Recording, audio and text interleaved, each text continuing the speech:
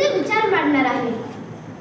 पूज्य साने गुरुजी हे उत्तम रसायन होते, उत्तम कथा निवेदक होते, सत्याग्रही होते, स्वातंत्र्य सेनानी होते, कवी होते, लेखक होते, तसेच ते निसर्गावर प्रेम करणारे सुद्धा होते.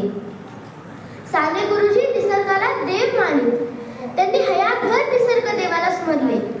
निसर्गावर प्रेम करायला त्यांना त्यांच्या आईनेच शिकवले, तेही आपल्या कृतीतून.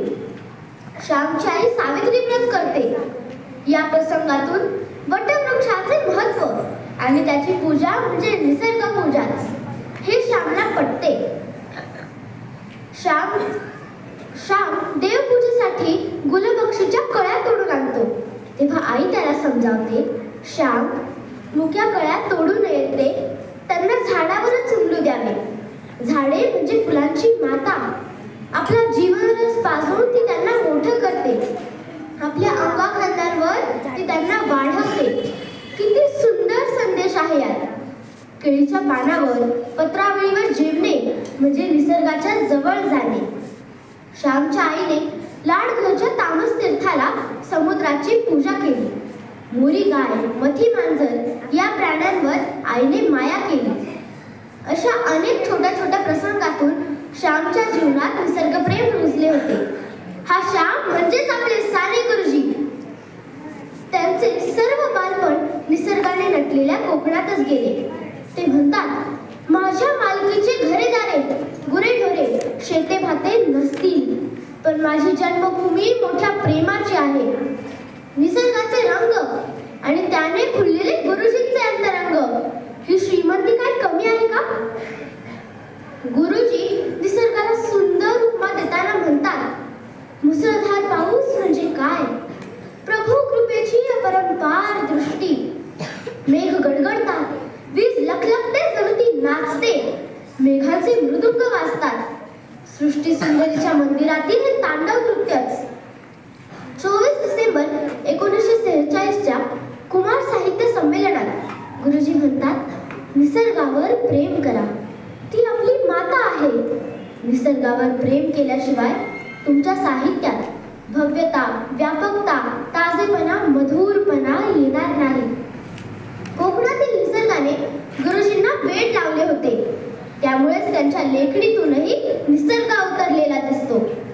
त्यांच्या पुतणी सुधाला त्यांनी 1949 ते 1950च्या कालखंडात एकूण 42 पत्रे लिहिली. त्यांच्या पत्रात वारंवार विविध फळे, फुले, झाडे यांचा उल्लेख आढळतो. 40व्या पत्रात गुरुजी म्हणतात, रात्री आकाशात चंद्र ढगांबरोबर लढे, ढगांच्या लाटेत तो बुडे, त्याचा धडपडीचा प्रकाश ढगांतून दिसे आणि हसे. चंद्राचे आणि ढगांचे सुंदर वर्णन गुरुजींनी केले आहे. 18व्या पत्रात ते म्हणतात, थंडीच्या दिवसात झाडांची पाने गळून पडतात. पुढे त्यांना नवीन वस्त्रे मिळायची असतात. वाळलेली पाने जमिनीवर पडतात, जणू थंडीने गारठलेल्या जमिनीला पांघरून ऊब देतात. केवढी ही गुरुजींची बारीक दृष्टी सृष्टीकडे पाहण्याची. गुरुजींच्या काव्यातही निसर्ग डोकावतो. ते म्हणतात, निसर्ग म्हणजे महान काव्य आहे, महान संगीत आहे. कैसे लावी आले दार, वारामध्ये झाली आता रात्र, झोपा म्हणजे आई. अशा अनेक निसर्ग सुंदर कविता त्यांनी लिहिल्या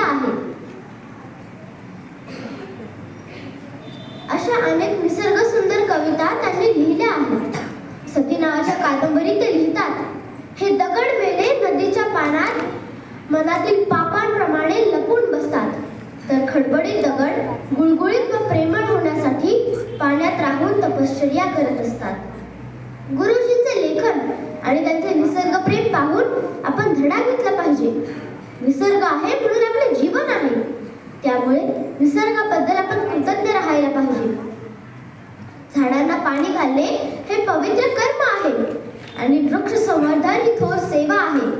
हा मोलाचा संदेश आपण आचरणात आणला पाहिजे आणि गुरुजींच्या नजरेतून या निसर्गाकडे पाहून आपण त्याचा आस्वाद घेतला पाहिजे. निसर्गाचे लावण्य टिपलं पाहिजे. गुरुजी जसे देशभक्त होते, मातृभक्त होते, तसेच ते निसर्गावर प्रेम करणारे सुद्धा होते. धन्यवाद.